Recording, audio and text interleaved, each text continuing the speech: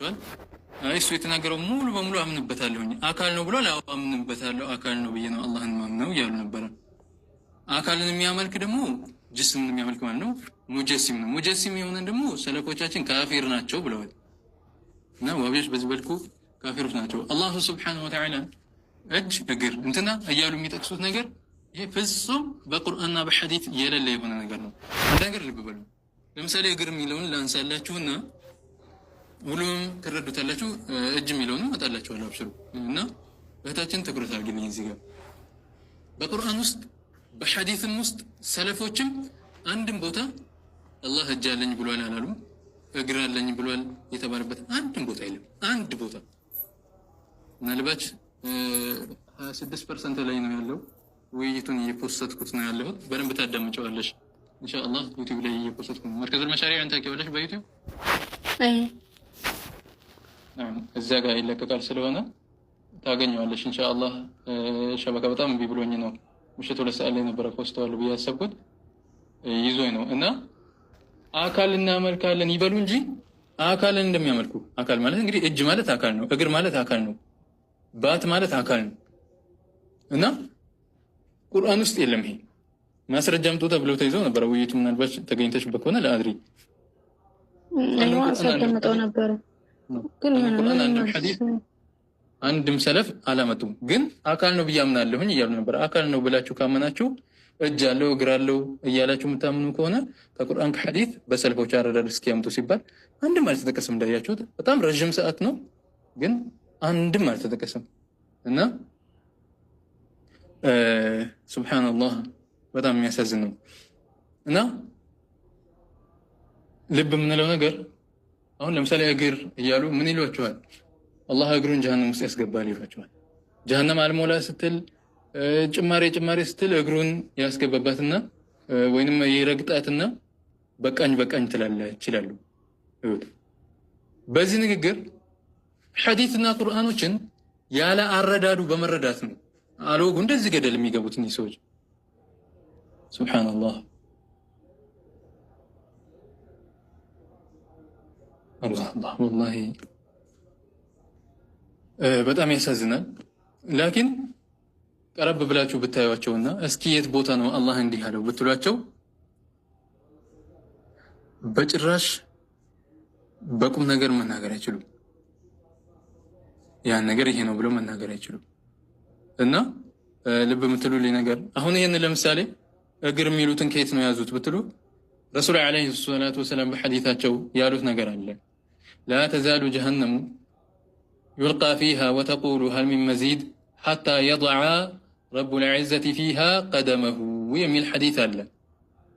ይሁት አሁን ቀደም ማለት ቀደም እንግዲህ ጀሃነም ሁልጊዜ በተጨመረባት ቁጥር ጭማሬ ስጡን ጭማሬ እያለች ማለት አትተውም።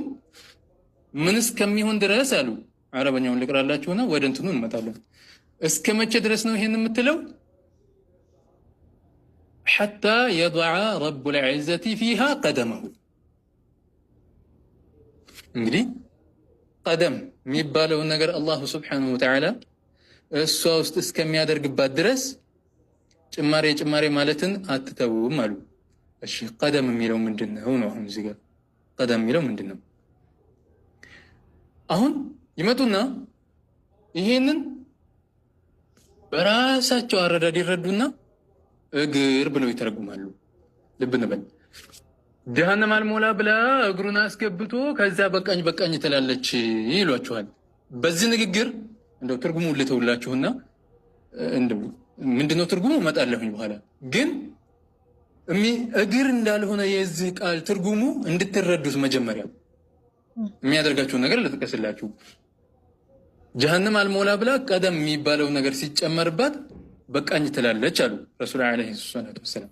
እሺ ቀደም ምንድን ነው ስንል ቀደም የሚለው ቃል ብዙ ትርጉም አለው አረበኛ ላይ ብዙ። እሺ ታዲያ እዚህ ቦታ ላይ ወሃቢዮች ምን ይላሉ? እግሩን እስከሚያስገባ ብለው ይተረጉሙላችኋል። እግሩን ብለው ስለዚህ እንደው በዚህ አካሄድ ዝም ብላችሁ ሄዱና ላሳያችሁ ትክክል እንዳልሆነ ትርጉማቸው ማለት ነው። ስለዚህ በእነሱ አካሄድ ከተሄደ አሁን ጀሃነም አልሞላ ብላ የምትሞላው በማን ነው እያሉ ነው? አላህ እግር ኖሮት በአላህ እግር ነው የምትሞላው እያሉት ነው። አንድ በሉ በአላህ እግር ነው የምትሞላው እያሉ ነው። ጀሃነም አልሞላ ብላ አላህ ምን ሆነ? የጀሃነም መሙሊያ ሆነ ማለት ነው።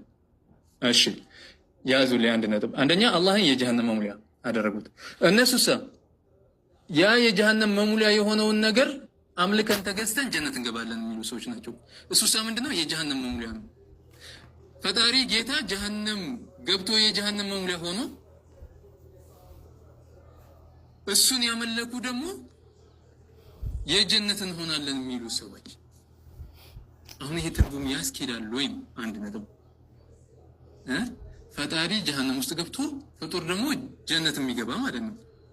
ሱብሃንአላህ በጭራሽ የማይሆን ነገር ማለት ነው። ይሄ እንደማይሆን ደግሞ አላህ በቁርአን ሱረቱል አንቢያ ላይ ሲጠቅስልን ምን ይለናል? ጨረቃ፣ ፀሐይ ምን ይደረጋሉ?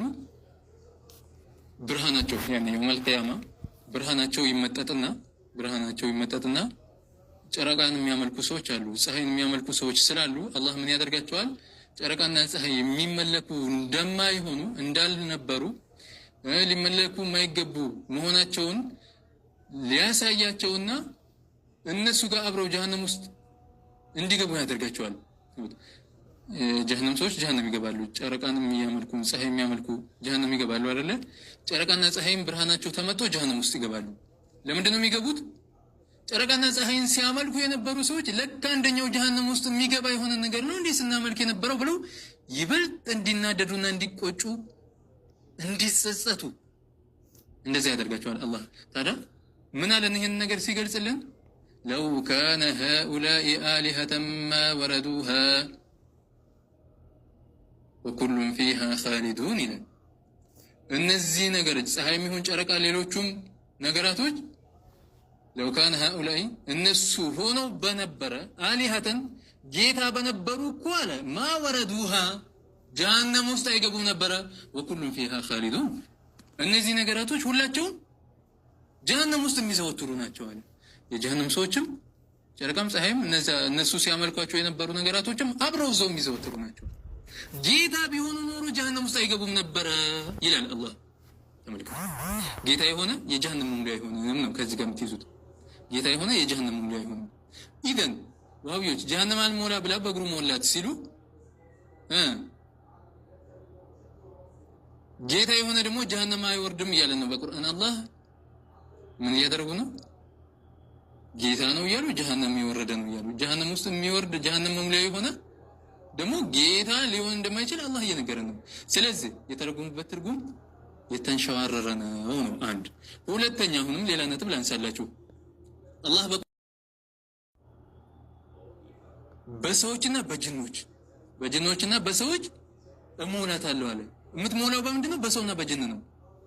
አልሞላ በላ በእግሬ ሞላታለሁ አላለም አላህ። የሚሞላት በምንድን ነው? በሰውና በጅን በከፈሩት ማለት ነው። ስለዚህ በእግሩ ነው የሚሞላት ያሉት ትርጉም አሁንም የተንሸዋረረ ነው ማለት ነው። ይሁት ስለዚህ ሐዲሱን ዑለማዎች ምን አሉት የሚለውን ገብቶ ማየት አለበት ማለት ነው። ለምን ቀደም የሚለው በጣም ብዙ ትርጉሞች ስላሉት እሺ ታዲያ ሐዲሱን የተረጉሙ ሰዎች ምን አሉ? ቀደም ማለት ከኋላ የቀረ ጀማዓ ማለት ነው ብለው አስቀመጡ።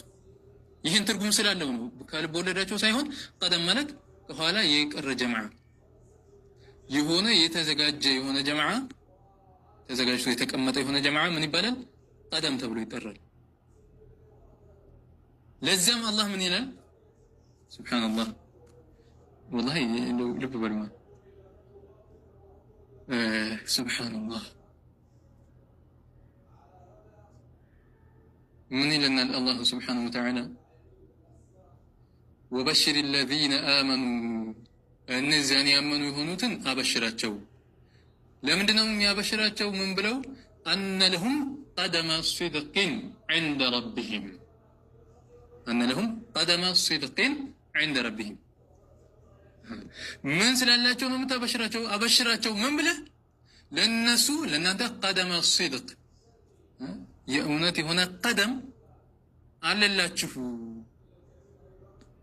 እና በዚህ መልኩ አበስራቸው ይላል። ቀደመ ሲድቅ አላቸው። ቀደመ ሲድቅ ማለት ነው የተቀደመ የሆነ ወይም ደግሞ ተረከዝ አላህ ዘንድ ወይም እግር ተቀምጦላቸዋል። ስለሆነ ቀደም ማለት እግር ስለሚሉት አላህ ዘንድ እግር ስለተቀመጠላቸው አበሽራቸው ማለት ነው። እንዴት ትርጉሙ? ቀደም ነው የተጠቀሰው። ቀደም አላቸው እነሱ አላህ ዘንድ አለ። ለነሱ የተዘጋጀላቸው የሆነ ነገር አለላቸው። አሳልፈው የሰሩት የሆነ መልካም ስራዎች ስላሉ ያንን ጀምዕ አድርጎ አላህ አስቀምጦላቸዋል። ለዚህ አበሽራቸው እያለ ነው። ቀደም ነው የተጠቀሰው። ሰዎቹ እዚህ ዱንያ ላይ ናቸው። አበሽራቸው የተባለ ነው። ለምን? አላህ ዘንድ ቀደም ሲተጣላቸው እግር ማለት ነው ካለ አላህ ዘንድ እግር አላቸው፣ እዛ ተቀምጦላቸዋል። በእነሱ በበላይ አርሽ በላይ ሰቅለውታል። ከአርሽ በላይ የሆነ እግር ተቀምጦላቸዋልና አበሽራቸው ማለት ሊሆን ትርጉሙ ማለት ነው። ተመልከቱ ምን ያክል ጠማማ እንደሆነ እንትናቸው። ኢዘን ቀደም ማለት ምንድን ነው ታዲያ? ምን አሉ? ጀሃነም ጭማሬን ሁልጊዜ ትጠይቃለች። የሆነ ጭማሬ በተጨመረባት ሰዓት አሁንም ጭማሬ እያለች ትጠይቃለች። አላሁ ስብሓነሁ ወተዓላ ምን እስከሚያደርጋት ድረስ ምን እስከሚያደርጋት ሐታ የضع ረቡል ዒዘቲ የልቅና ባለቤት የሆነው አላሁ ስብሓነሁ ወተዓላ እስከሚጨምርባት ድረስ ምንን ፊሃ እሷ ውስጥ ቀደመሁ የመጨረሻ ለመሙላ ብሎ ያዘጋጃቸው የሆኑትን ጀምዓዎችን እስከሚያስገባቸው ድረስ ጭማሬ ጭማሬ ማለት ተዋናተውም ያንን ጀምዓ ያስገባባት ጊዜ በቀኝ በቀኝ ትላለች ጀሃነም። አሁን ይህን ነው አላህ እግር አለው እያሉ የሚተረጉሙት። ልብ በይ፣ ይህን አላህ እግር አለው ብሎ ይተረጉሙታል። የትና የት የተራራቀ ነገር ነው፣ በጭራሽ የማይገናኝ። እጅ አለው ብለው የሚተረጉሙት እንደዚህ አይነትን ነገር ነው። እጅ አለው እያሉ የሚተረጉሙትም እንዲህ አይነቱ ነው። ባት አለው እያሉ የሚተረጉሙትም እንደዚህ አይነቱ ነው። ለአላህ ክፍለ አካል አለው እያሉ የሚተረጉሙት እንደዚህ አይነቱ ነው። አህባቢ ልብ በሉ እንጂ በቁርአንም ውስጥ የለም፣ በሐዲስም ውስጥ የለም። አላህን አካል ነው የሚል አላህን እጅ አለው እግር አለው የሚል ጭራሽ የለም። ከሰልፎች የለም። እስኪ አምጡ ሲባሉ ታውቃላችሁ እንዴት እንደሚሆኑ ግልጽ ነው እህታችን።